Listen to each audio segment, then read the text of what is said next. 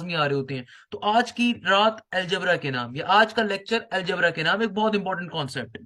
मगर इस टॉपिक पे जाने से पहले हम बेसिक क्लासिफिकेशन देखेंगे। अक्सर बच्चों को अलजेब्रा इसलिए मुश्किल लगता है क्योंकि उन्हें बहुत से फॉर्मूलाज नहीं आते होते। तो सबसे पहले हम फॉर्मूलाज को समझेंगे एंड देन उसके बाद फिर हम कॉन्सेप्ट्स के ऊपर मूव करेंगे, पास्ट पेपर बेस्ड क्वेश्चंस को देखेंगे और अलजेब्रा रिलेटेड प्रॉब्लम्स को देख रहे होंगे।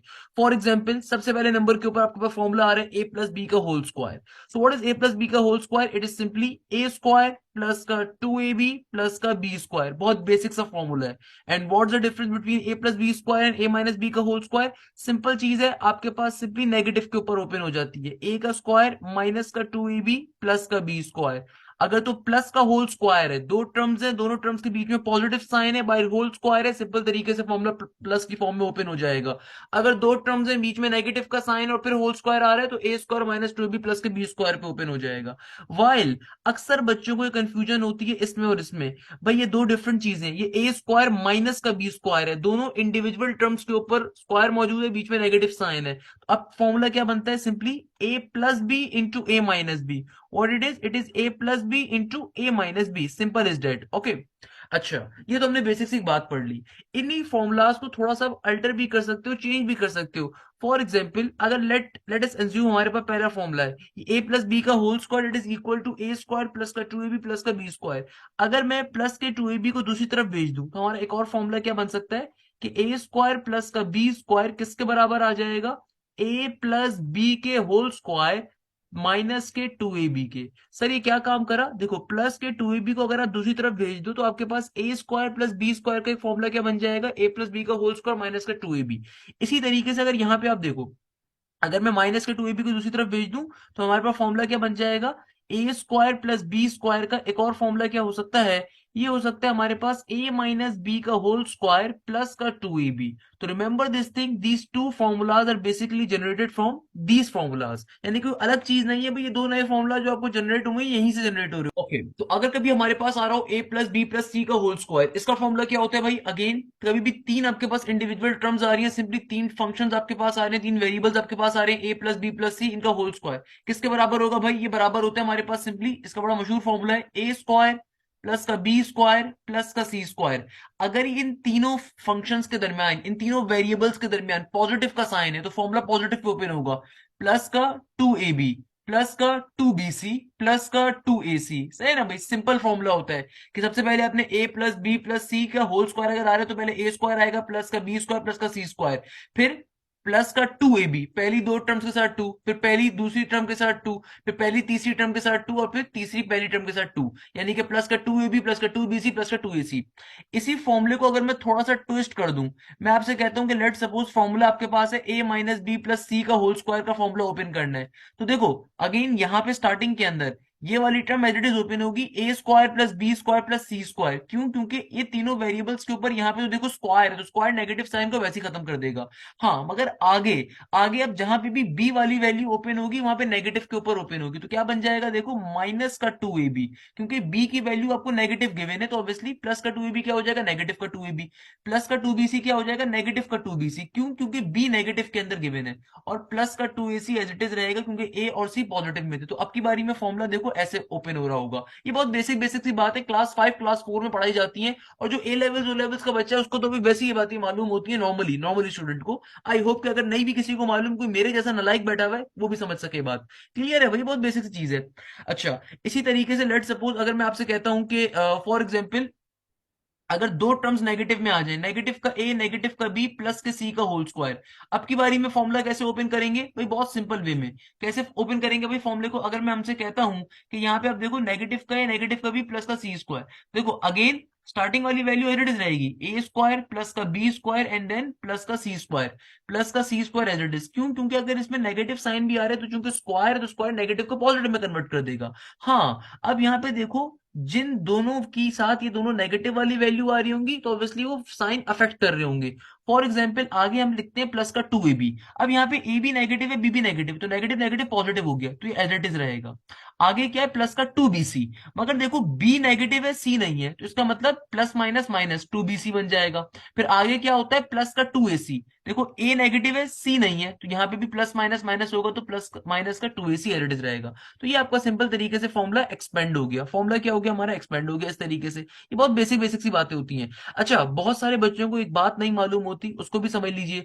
अगर कभी भी आपके पास इस तरह का क्वेश्चन आ जाए कि भाई फर्स्ट टर्म भी आपके पास नेगेटिव हो, सेकंड टर्म भी नेगेटिव हो, उसका स्क्वायर मांगा जाए, तो मेरे प्यारे शागिर्दों, always remember this thing, negative A negative B का whole square is normally equal to A plus B के होल स्क्वायर के। हमारे अक्सर बच्चों को बात नहीं मालूम होती कि भाई अगर फर्स्ट टर्म भी नेगेटिव हो, सेकंड भी नेगेटिव हो, उसका स्क्वायर मांगा जाए तो ए प्लस बी के होल स्क्वायर के बराबर ही है।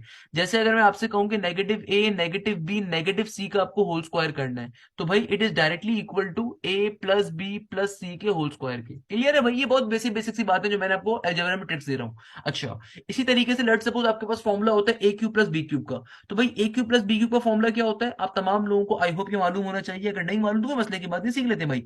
ए क्यूब प्लस बी क्यूब का फॉर्मूला होता है ए प्लस बी, अगर प्लस का फॉर्मूला है तो प्लस वाली टर्म को ऑलरेडी लिखोगे, फिर क्या करोगे, ए स्क्वायर लिखोगे। अगर प्लस का फॉर्मूला तो यहाँ पे माइनस आएगा, माइनस का ए बी प्लस का बी स्क्वायर, सही है ना, ये फॉर्मूला हो गया। लेट सपोज ए क्यू माइनस बी क्यूब है, तो ए क्यू माइनस बी क्यूब है, तो सबसे पहले माइनस का फॉर्मूला तो ए माइनस बी पहले आएगा, फिर ए स्क्वायर का ए स्क्वायर, माइनस का फॉर्मूला तो यहाँ पे अपोजिट साइन आएगा, प्लस का ए बी प्लस का बी स्क्वायर एडिटिस का एडिटिस, सही है ना भाई। तो ये बहुत छोटी छोटी बातें हैं कि अगर ए क्यू प्लस बी क्यू का फॉर्मूला, तो फॉर्मूला ओपन कैसे करोगे, ऐसे करोगे, पहले सिंपल जो फॉर्मूला उसको एक बार लिख दो ए प्लस बी, फिर ए स्क्वायर का ए स्क्वायर, अगर प्लस का फॉर्मूला तो यहाँ पे साइन हमेशा अपोजिट होता है, अगर नेगेटिव का फॉर्मूला देखो ए माइनस बी का A minus B as it is, A square के बाद अगर नेगेटिव का फॉर्मूला तो साइन अपोजिट प्लस में आ जाएगा, बेसिक चीज है भाई। अच्छा भाई, अब देखो for example A plus B का होल क्यूब आ जाए या ए माइनस बी का होल क्यूब आ जाए, बहुत बेसिक चीज आ गई नहीं भी। तो ए प्लस बी का होल क्यूब का फॉर्मूला क्या होता है भाई, देखो अब ये होल क्यूब आ रहा है, ये इंडिविजुअल था ए क्यूब प्लस बी क्यूब, भाई इनमें डिफरेंस होता है, याद रखिएगा। तो भाई अगर ए प्लस बी का होल क्यूब आ रहा है तो इसका फॉर्मूला क्या होता है मेरा बच्चा, इसका बहुत सिंपल सा फॉर्मूला है, ये होता है सिंपली आप लिखोगे ए क्यूब प्लस का बी क्यूब एक दफा एज इट इज, प्लस का sign as it is, three A B का थ्री ए बी, और ब्रैकेट के अंदर एक दफा as it is A plus B. ये सिंपल सा इसका फॉर्मूला है। क्लियर है भाई।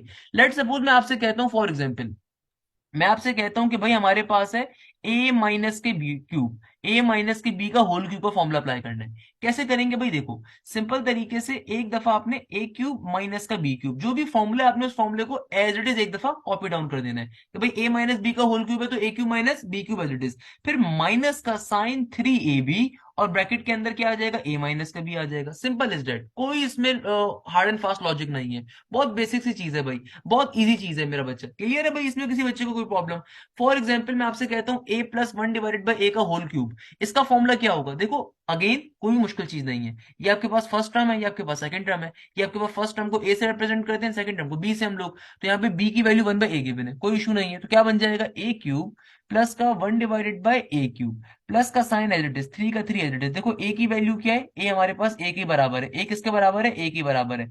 बी की वैल्यू यहाँ पे देखो क्या गिवन है, वन डिवाइडेड बाई ए, तो बी की जगह पे वन डिवाइडेड बाई ए आ गया, और ब्रैकेट में क्या होगा, ए प्लस का बी, बी की वैल्यू वन बाई ए के बराबर है, किसके बराबर है, वन बाई ए के। सिंप्लीफाई कर दो इसको थोड़ा सा और, तो मैं डायरेक्टली भी कर सकता हूँ, डायरेक्टली लिखा नहीं था।